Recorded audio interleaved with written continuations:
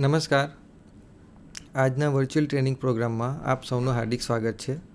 આજે હું ITIમાં ચાલતા સર્વે ટ્રેડ અંતર્ગત માલારેખણનું સમાયોજન વિશે તમને વિગતવાર માહિતી આપીશ. માલારેખણ એટલે કે તમે જ્યારે કોઈ એરિયાના પોઈન્ટ્સ લો છો ત્યારે જે પોઈન્ટ લીધા પછી તમે એ એરિયાનું જ્યારે સમાયોજન કરો છો અને ત્યારે કોઈ પોઈન્ટમાં જો ત્રુટિ રહી ગઈ હોય તો એને ક્લોઝ કરવા માટે જે ત્રુટિ છે એ ત્રુટિ નિવારવા માટેની જે પ્રોસેસ છે આખી એના વિશે થોડી માહિતી આપણે આજે મેળવીશું. માલારેખણના સમાયોજનમાં જો અક્ષાંશ અંતર અને રેખાંશ અંતરમાં એવી રીતે સુધારો કરવામાં આવે છે કે જેથી માલારેખણ ગાણિતીય રીતે બંધ આકૃતિ બને.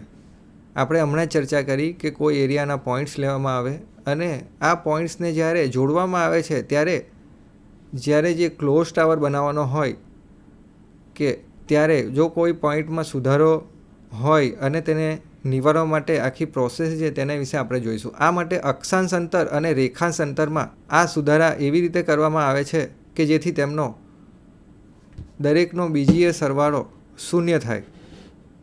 અક્ષાંશ અંતર અને રેખાંશ અંતરમાં સુધારો કરવાની આ ક્રિયાને માલારેખણનું સમતોલન કહેવામાં આવે છે. આ સમતોલન આલેખન માટેની યામોની ગણતરી તેમજ ક્ષેત્રફળ કાઢતા પહેલાં કરવામાં આવે છે.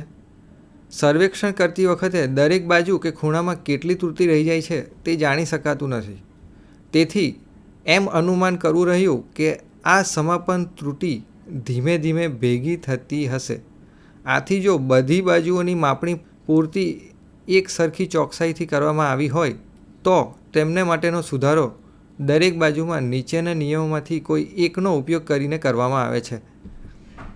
માલારેખણ માટેની ગણતરી કરવા માટે અક્ષાંશ અંતર અને રેખાંશ અંતર વિશે તમને માહિતી હોવી જોઈએ. એના વિશે થોડી માહિતી મેળવીશું. માલારેખણની ગણતરી કરવા માટે લેટિટ્યૂડ અને ડિપાર્ચર એટલે કે લેટિટ્યૂડને કેપિટલ L અને ડિપાર્ચરને કેપિટલ D વડે દર્શાવવામાં આવે છે. એમાં લેટિટ્યૂડ વિશે જોઈએ એટલે કે અક્ષાંશ અંતર કોઈ રેખાના ઉત્તર દક્ષિણ રેખા મેરિડિયન અથવા રેખાંશને સમાંતર દિશામાં માપેલ પ્રોજેક્શનને તે રેખાનું અક્ષાંશ અંતર એટલે કે લેટિટ્યૂડ કહે છે. જેમાં L રેખા ABની લંબાઈ દર્શાવે છે. થીટા રેખા ABનો ઉત્તર દક્ષિણ દિશા સાથેનો ખૂણો બતાવે છે. આમ આ રીતે લેટિટ્યૂડ Lનું સૂત્ર L cos થીટા વડે દર્શાવી શકાય. લેટિટ્યૂડ જ્યારે ઉત્તર દિશા તરફ માપવામાં આવે છે ત્યારે તેને ઉત્તરાંશ એટલે કે નોર્થિંગ કહે છે. તેને પ્લસ પોઝિટિવ લેવાય છે. લેટિટ્યૂડ જ્યારે દક્ષિણ દિશા તરફ માપવામાં આવે છે ત્યારે તેને દક્ષિણ અંતર સાઉથિંગ કહે છે અને તેને નેગેટિવ કહેવાય છે. નેગેટિવ તરીકે લઈએ છે. એ આપણે આ આકૃતિમાં જોઈને સમજી શકીશું. આકૃતિમાં તમે જોઈ શકો છો કે L cos થીટા એ નોર્થન સાઈડ ઉપર બતાવી છે. નોર્થન સાઈડ પર બતાવેલી છે અને L sin theta eastern side પર બતાવેલી છે. જેમાં ઈસ્ટર્ન L sin થીટા એ પહેલા ક્વોડ્રન્ટમાં પ્લસ તરીકે બતાવી છે અને L cos theta plus minus તરીકે બતાવી છે. રેખાંશ અંતર ડિપાર્ચર કોઈ રેખાના ઉત્તર દક્ષિણ રેખાને કાટખૂણે આવેલી દિશામાં માપેલા પ્રોજેક્શનને રેખાનું પ્રસ્થાપન અથવા રેખાંશ અંતર ડિપાર્ચર કહે છે. ડિપાર્ચરમાં D = L sin થીટા જેમાં D ને ડિપાર્ચર તરીકે, L એને લંબાઈ તરીકે અને થીટાને ખૂણા તરીકે દર્શાવવામાં આવે છે. ડિપાર્ચર જ્યારે જમણી બાજુ પૂર્વ તરફ માપવામાં આવે છે ત્યારે તેને પૂર્વાંતર ઈસ્ટિંગ કહે છે અને પોઝિટિવ કહેવાય છે.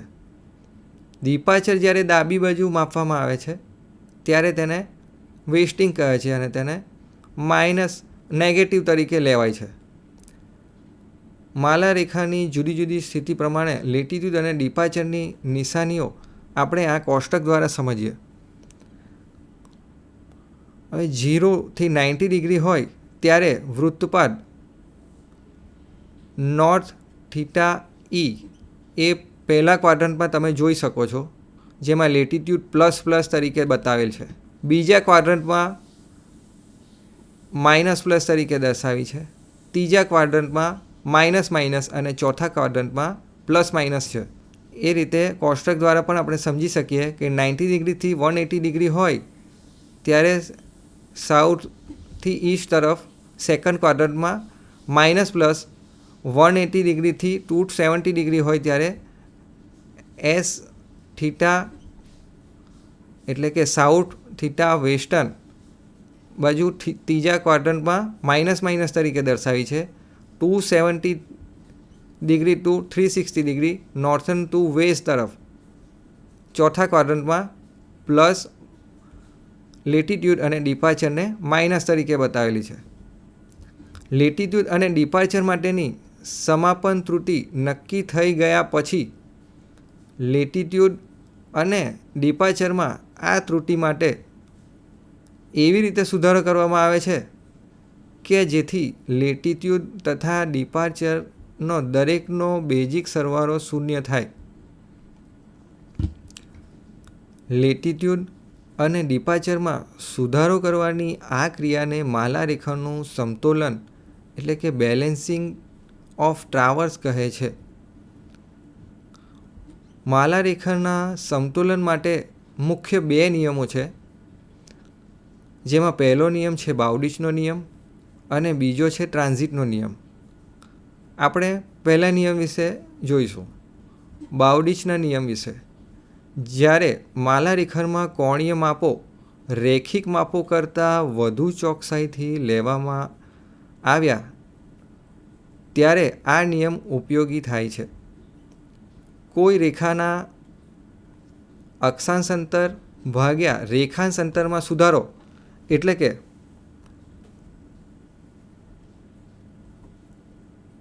અક્ષાંશ અંતર ભાગ્યા રેખાંશ અંતર માટેનો કુલ સુધારો ગુણ્યા તે રેખાનું અક્ષાંશ અંતર ભાગ્યા રેખાંશ અંતર ભાગ્યા અક્ષાંશ અંતર ભાગ્યા રેખાંશ અંતરનો ગાણિતીય સરવાળો. આ નિયમ નીચેના અનુમાનો ઉપર આધારિત છે.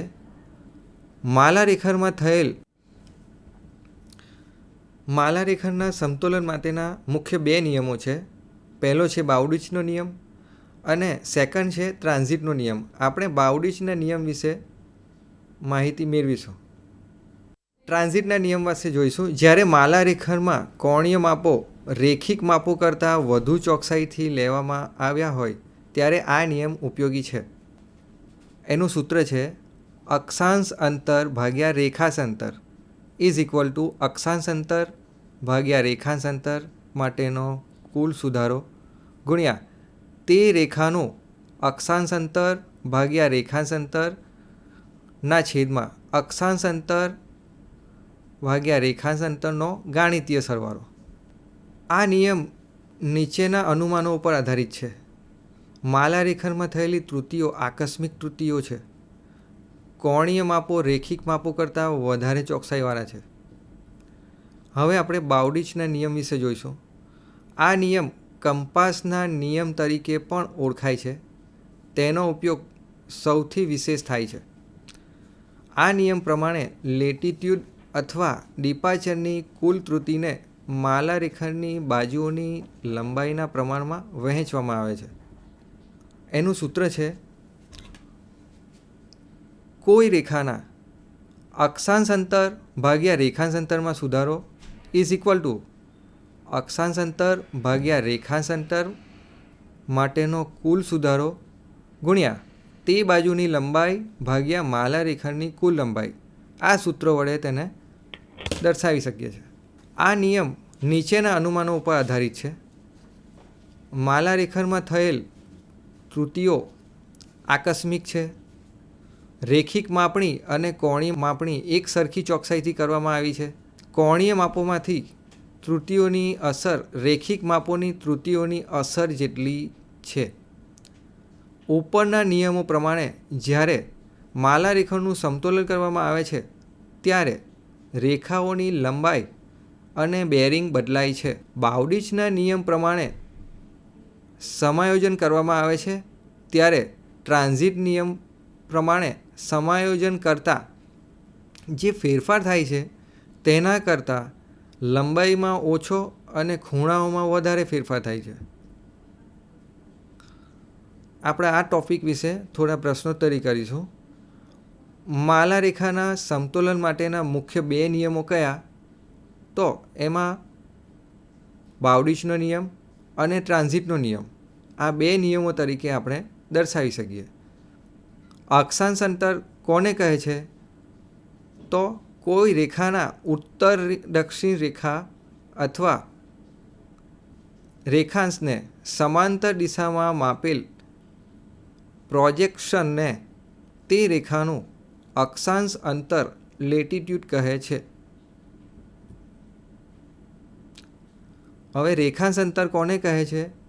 તો એમાં કોઈ પણ રેખાના ઉત્તર દક્ષિણ રેખાને કાટખૂણે આવેલી દિશામાં માપેલા પ્રેક્ષક એટલે કે પ્રોજેક્શનને તે રેખાનું પ્રસ્થાપન અથવા રેખાંશ અંતર ડિપાર્ચર કહે છે.